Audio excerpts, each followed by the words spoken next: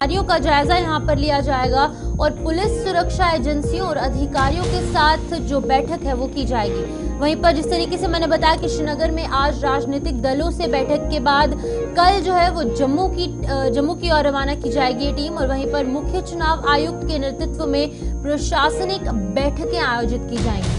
वहीं पर लोकसभा चुनाव की तैयारियों में चुनाव आयोग की टीम जो है वो जुट चुकी है। तमाम जगहों के जायजे लिए जा रहे हैं। 2024 चुनाव को लेकर जो तैयारियां है वो तेज होती नजर आ रही है। वहीं पर ईसी की जो टीम है वो अब जम्मू कश्मीर के दौरे पर आज और कल जो है वो रहेगी।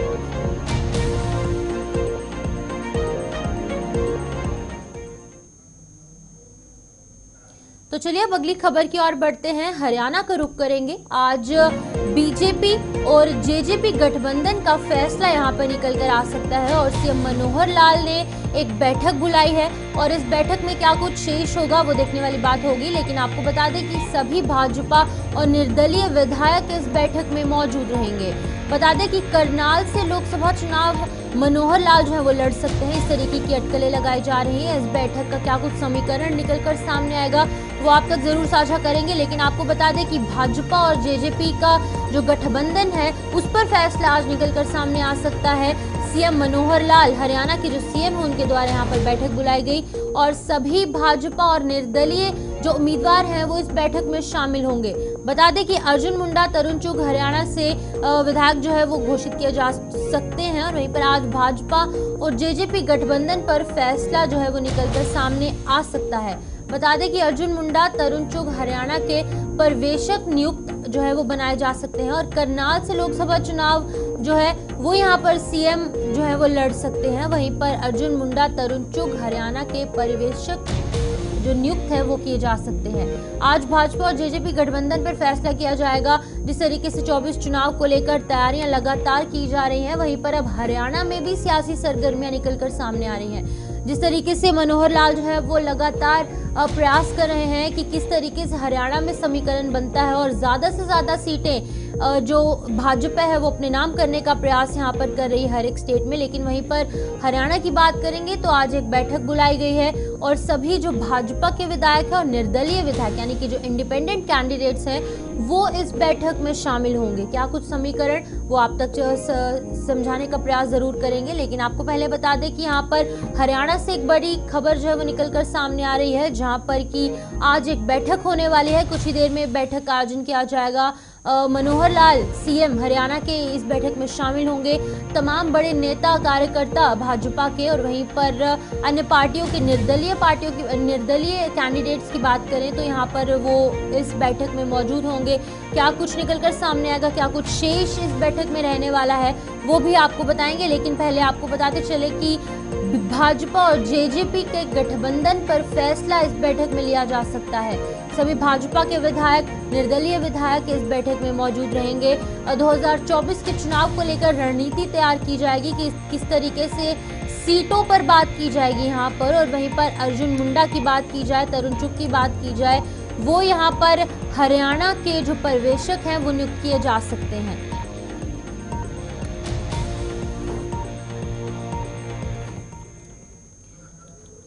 इस खबर पर ज्यादा जानकारी देने के लिए हमारे साथ हरियाणा से ब्यूरो चीफ चंद्रशेखर ज्वाइन कर चुके हैं। चंद्रशेखर जी बताइएगा, यहाँ पर जिस तरीके से बैठक होने वाली है कुछ ही देर में, सीएम मनोहर लाल इस बैठक को यहाँ पर उनकी अध्यक्षता में बैठक की जाएगी। क्या कुछ शेष, क्या कुछ बड़ा इस बैठक में निकलकर सामने आ सकता है? देखिए, बिल्कुल अगर भारतीय जनता पार्टी और जसपा की बात करें तो वो संकट में सरकार है और ये बताया जा रहा है कि सूत्रों के हवाले से और तमाम जो विधायक निकल के आए उन्होंने बताया कि जननायक जनता पार्टी से गठबंधन टूटने जा रहा है। अगर गठबंधन टूटता है तो सबसे बड़ा जो संकट है वो दुष्यंत चौटाला के ऊपर है। दुष्यंत चौटाला को हटाया जाएगा और उनके मंत्रिमंडल में बने 2 और मंत्री हैं उनको भी हटाया जाएगा और उनकी जगह कौन जगह लेता है ये देखना दिलचस्प होगा। अभी 11:30 बजे बैठक है। 11:30 बजे की बैठक के बाद ये निर्णय होगा कि जसपा का गठबंधन बचता है या टूट जाता है। उधर राजभवन में इसकी तैयारियां शुरू हो गई हैं। राजभवन की तैयारियों से साफ अंदाजा लगाया जा सकता है कि गठबंधन तो खतरे में है ही है। लेकिन एक चर्चा और भी चल रही है कि क्या मुख्यमंत्री मनोहर लाल इस्तीफा देंगे। सूत्र ये बताते हैं कि शायद वो इस्तीफा दे सकते हैं और आने वाले समय में लोकसभा का चुनाव भी लड़ सकते हैं। तो अभी कुछ चीजें गर्भ में है। अभी इनको देखना पड़ेगा कि अभी क्या होता है। 11:30 बजे की बैठक के बाद निर्णय हो पाएगा। जी, बहुत बहुत शुक्रिया चंद्रशेखर तमाम जानकारी देने के लिए। आपको बता दें कि यहाँ पर एक बैठक होने वाली है, जिस तरीके से चंद्रशेखर ने आप तक साझा किया। यहाँ पर बताया जा रहा है कि 11:30 बजे के करीब यहाँ पर हरियाणा में एक बैठक की जाएगी और इस बैठक में तमाम जो निर्दलीय उम्मीदवार हैं उन्हीं के साथ साथ सीएम मनोहर लाल के साथ साथ भाजपा के जितने भी विधायक हैं वो इस बैठक में यहाँ पर शामिल होंगे। क्या कुछ शेष इस बैठक में होने वाला है आप तक जरूर साझा करेंगे, लेकिन पहले आपको बता दें कि यहाँ पर करनाल से लोकसभा चुनाव जो है वो मनोहर लाल लड़ सकते हैं। अभी भी हमारे साथ चंद्रशेखर जो है वो फोन लाइन के माध्यम से ज्वाइन किए हुए हैं। चंद्रशेखर बताइएगा, यहाँ पर सीएम मनोहर लाल जो है वो यहाँ पर करनाल की सीट से जो है वो अपना विधायक के नाम पर घोषित किए जा सकते हैं। तो चलिए यहाँ पर अगली खबर की ओर बढ़ते हैं। गुजरात का रुख करेंगे, जहां पर की अहमदाबाद से बड़ी खबर निकलकर सामने आ रही है। पीएम प्रधानमंत्री नरेंद्र मोदी की गुजरात को बड़ी सौगात यहां पर दी गई है। अहमदाबाद की बात करेंगे तो प्रधानमंत्री नरेंद्र मोदी द्वारा उनको बड़ी सौगातें दी गई। कई रेलवे परियोजनाओं का उद्घाटन यहां पर किया गया। देश भर में 10 नई वंदे भारत ट्रेनों को दिखाई गई हरी झंडी, यानी कि 10 जो वंदे भारत ट्रेन हैं ऑलरेडी यहाँ जम्मू कश्मीर की अगर बात करेंगे 2 ट्रेन चल रही हैं। वहीं पर गुजरात की बात करेंगे तो 10 नई ट्रेनों को हरी झंडी यहाँ पर दिखाई गई है। बड़ी सौगात प्रधानमंत्री नरेंद्र मोदी द्वारा इस तरीके से देश भर में 10 नई ट्रेनें जो है उनको हरी झंडी दिखाई गई। वहीं पर 80,000 करोड़ से ज्यादा के रेलवे प्रोजेक्ट्स का लोकार्पण और शिलान्यास किया गया है। अहमदाबाद से बड़ी खबर निकलकर सामने आ रही है। गुजरात से ये बड़ी खबर है, जहां पर आपको बता दें कि रेलवे प्रोजेक्ट्स को लेकर बड़ी खबर है। रेलवे परियोजनाओं का उद्घाटन किया गया, शिलान्यास किया गया और वहीं पर 10 जो वंदे भारत ट्रेनें हैं उनको यहां पर हरी झंडी दिखाई गई। लोगों की सुविधा के लिए ज्यादा से ज्यादा ट्रेन जो है वो यहाँ पर चलाने का प्रयास यहाँ पर लगातार सेंट्रल गवर्नमेंट द्वारा किया जा रहा है, रेलवे एडमिनिस्ट्रेशन द्वारा किया जा रहा है। वहीं पर 10 वंदे भारत ट्रेन को और यहाँ पर हरी झंडी दिखाई गई ताकि लोगों को किसी तरीके की परेशानी ना हो। वहीं पर आपको बता दें कि 10 नई वंदे भारत ट्रेनों का आगाज यहाँ पर किया गया। प्रधानमंत्री नरेंद्र मोदी जो है वो जिस तरीके से हमने आपको पहले भी अपडेट किया था कि 10 दिनों में 12 राज्यों का दौरा उनके द्वारा किया जाएगा, चाहे वो नॉर्थ ईस्ट की बात हो, साउथ की बात हो, वहीं पर ईस्ट वेस्ट हर एक जगह यहाँ पे प्रधानमंत्री नरेंद्र मोदी गए। गुजरात हो, हरियाणा हो, बिहार हो, वहीं पर तेलंगाना उनके द्वारा जाया गया। वहीं पर असम में वो पहुंचे, हर एक क्षेत्र में वो जाकर अपना यहाँ पर परचम लहराते हुए प्रधानमंत्री नरेंद्र मोदी जो है उसका प्रयास कर रहे हैं। और वहीं पर अगर 24 चुनाव को लेकर बात करें तो 24 चुनाव को लेकर तैयारियां की जा रही हैं। भाजपा हो या फिर वो इंडिया गठबंधन हो, तमाम उनके द्वारा यहाँ पर तैयारियां की जा रही है। जहां पर एक और एनडीए और अगर भाजपा की बात करें तो भाजपा द्वारा लगातार, अगर हम विपक्ष के गढ़ की बात करें, जिस तरीके से बंगाल में भी प्रधानमंत्री नरेंद्र मोदी गए, विपक्ष के गढ़ में जाकर गरजते हुए नजर आए। वहीं पर अगर हम कांग्रेस की बात करें, उनके द्वारा भी यहाँ पर लगातार न्याय यात्रा चलाई जा रही है। अभी कई राज्यों का दौरा ये न्याय यात्रा की जा चुकी है उनके द्वारा, लेकिन फिर भी यहाँ पर अगर भाजपा की बात करें तो भाजपा अपनी तैयारियां तेज करती हुई नजर आ रही है। प्रधानमंत्री नरेंद्र मोदी पूरे देशवासियों को अलग अलग क्षेत्र, चाहे वो स्वास्थ्य हो या फिर वो शिक्षा हो या फिर वो अन्य इंफ्रास्ट्रक्चर की बात करें,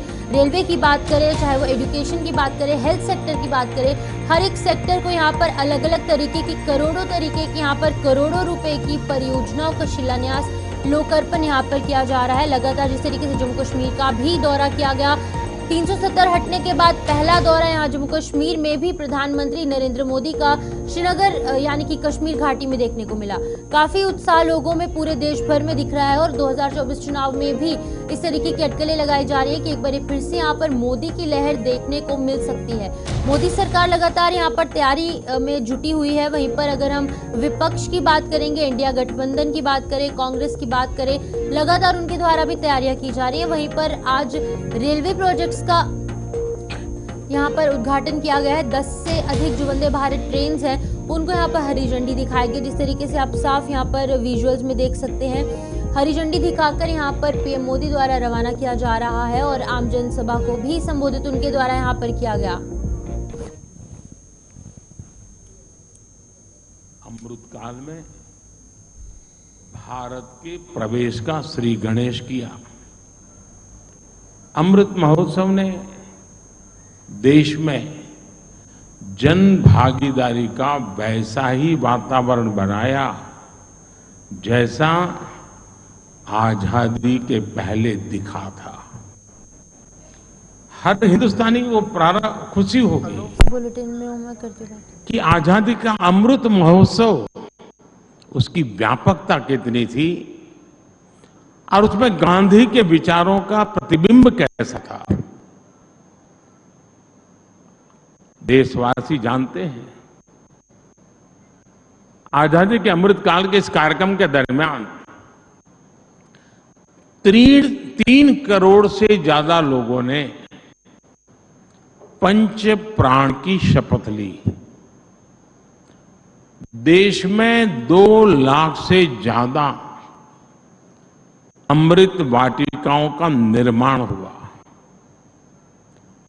2 करोड़ से ज्यादा पेड़ पौधे लगा करके उनका पूरी तरह विकास की चिंता की गई। इतना ही नहीं, जल संरक्षण की दिशा में एक बहुत बड़ा क्रांतिकारी कार्य हुआ।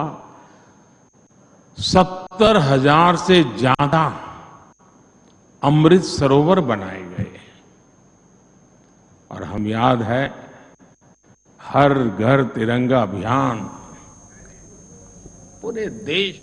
तो जिस तरीके से हमने सुना कि प्रधानमंत्री नरेंद्र मोदी जो है वो लगातार भाजपा सरकार की, एनडीए सरकार की उपलब्धियां गिनवाते यहाँ पर नजर आए और गुजरात में उनके द्वारा 10 नई वंदे भारत ट्रेन का यहाँ पर उनके द्वारा हरी झंडी दिखाई गई।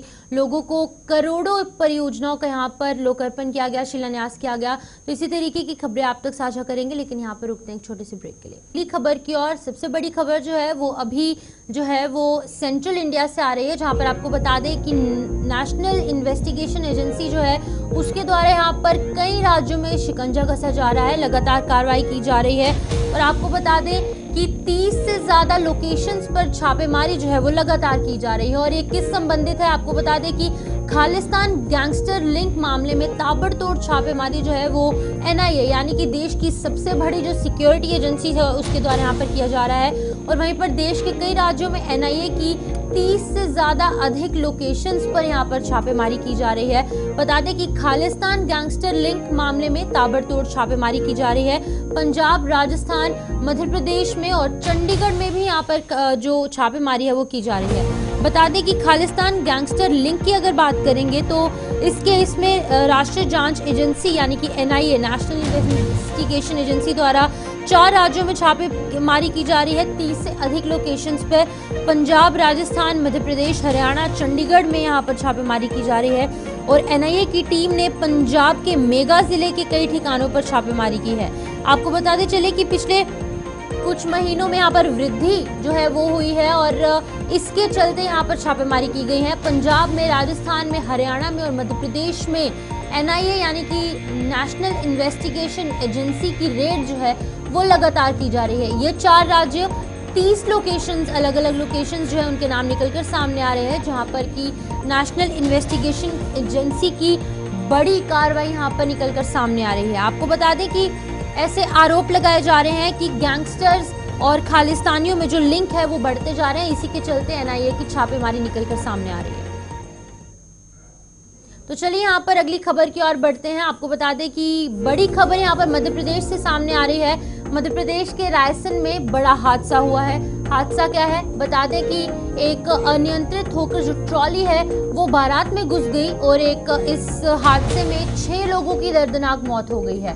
बड़ी खबर मध्य प्रदेश से सामने निकल कर आ रही है और 10 से ज्यादा लोग जो हैं वो इसमें घायल हुए हैं। जिस तरीके से 6 लोग मौके पर उनकी मृत्यु हो गई, वहीं पर 10 से ज्यादा लोगों की यहाँ पर घायल अवस्था बताई जा रही है, जिनका कि इलाज अभी स्थानीय अस्पताल में किया जा रहा है। अनियंत्रित होकर एक ट्रॉली जो है वो बारात में घुस जाती है, जिसके तहत ये हादसा पेश आता है। मध्य प्रदेश से बड़ी खबर निकलकर सामने आ रही है, जहां पर कि 6 लोगों की मौत हो चुकी है और 10 से अधिक लोग जो हैं वो घायल अवस्था में पाए गए हैं। आपको बता दें कि मध्य प्रदेश से बड़ी खबर, जहां पर अगर हम इन घायलों की बात करेंगे तो उन्हें तुरंत अस्पताल ले जाया गया, जहां पर अभी इनकी स्थिति जो है वो भी सामान्य बताई जा रही है। लेकिन आपको बता दें कि 6 लोगों की दर्दनाक मौत जो है वो मौके पर हुई है। जो इलाके की बात करें तो वहां पर हड़कंप मचता हुआ नजर आ रहा है। तो अगली खबर की ओर बढ़ेंगे। आगामी लोकसभा चुनाव को लेकर पटना जिला प्रशासन जो है वो बड़े पैमाने पर तैयारी कर रहा है और वहीं पर निष्पक्ष और सौहार्दपूर्ण वातावरण में मतदान करना पहली प्राथमिकता बताई जा रही है। बता दें कि साथ ही साथ ज्यादा से ज्यादा मतदान को लेकर कई रणनीतियां बनाई जा रही हैं ताकि लोग जो हैं वो निर्भय होकर अपने मत अधिकार का प्रयोग कर सकें। इसकी जानकारी देते हुए जिला निर्वाचन पदाधिकारी सह जिला अधिकारी पटना शीर्षत कपिल अशोक ने बताया है कि इलेक्शन कमीशन ऑफ इंडिया यानी कि ईसीआई द्वारा यहां पर निष्पक्ष चुनाव को लेकर कई मानक तैयार किए गए। मॉडल कोड ऑफ कंडक्ट के जारी होने के बाद यहां पर लोगों को बताया जाएगा और उन्होंने अपील करते हुए लोगों से यहां पर कहा है कि मतदाताओं को ज्यादा से ज्यादा अपने मताधिकार का प्रयोग करना चाहिए और इसके साथ कई रणनीतियां भी बनाई गई हैं। मतदाता जागरूकता अभियान भी यहां पर चलाया जा रहा है और इस मतदाता जागरूकता को लेकर निरंतर आयोजन भी किए जा रहे हैं। कमीशन ऑफ इंडिया के द्वारा रिव्यू किया गया था, मानक उनके द्वारा बताए गए हैं। प्रेस नोट यानी मॉडल कोड ऑफ कंडक्ट जैसे ही लागू होगा तो जो है अक्षरशः अनुपालन जो है, क्योंकि जो मैनुअल्स होता है इलेक्शन कमीशन के उसके आलोक में हम करते हैं। अभी जो है तत्काल प्यूरिटी ऑफ इलेक्टोरल रोल, जो वीटीआर कम है पटना साहिब पार्लियामेंट्री कॉन्स्टिट्यूंसी का, उसको कैसे बढ़ाया जाए। सबसे कम बिहार का वही है, उसको कैसे बढ़ाया जाए उस पर हम रणनीति अपना रहे हैं ताकि हर लोग इलेक्शन में चुनाव में जो है पार्टिसिपेट करें। और बाकी डिस्पैच सेंटर, स्ट्रॉन्ग रूम, इनका भी काम साइमल्टेनियसली चल रहा है। हाँ, एकदम दिशा निर्देश जारी किया है। विभिन्न कोषांग भी गठित हुए हैं हमारे, flying squad, sector magistrate, sector police. तो चलिए इस खास बुलेटिन में इतना ही। मुझे दीजिए इजाजत। आप जुड़े रहिए गुलिस्तान न्यूज के साथ।